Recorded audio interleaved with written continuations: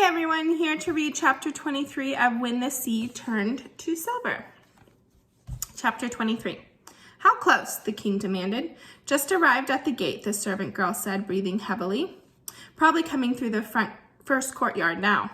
Quickly, Yana, the king said to the girl. Take Lady Meng and these children to the Hall of Distant Clouds before the emperor or his men see them. They are friends and they must stay out of sight until after...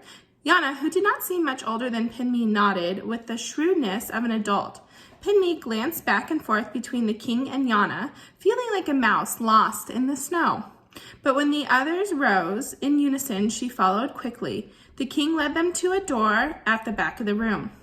Bring them through the long walkway. The emperor will take the other path, the king said to the girl. He turned to Lady Meng and the children. Yana will see that you are comfortable and well taken care of. I will send word when it is safe for you to leave. Go quickly. And Yana, the king called as they turned to leave, make sure you warn them about the western side of the walkway. She nodded and pushed them through the doorway. They rushed through the halls of the palace, Lady Meng's robes flowing behind her like silken water, to another door. Then, to Pinmi's surprise, Yana led them outside to a covered, meandering corridor.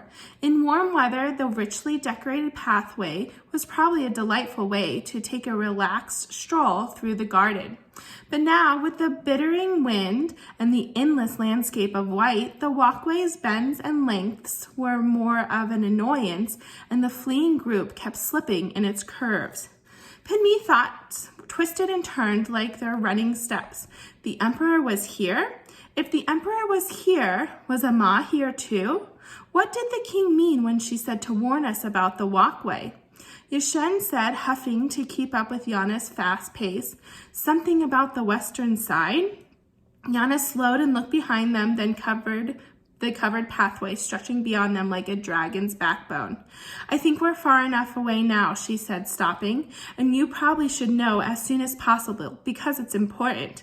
Lady Meng gave a grateful sigh, glad to rest, but Pinmi and Yashen looked at Yana curiously.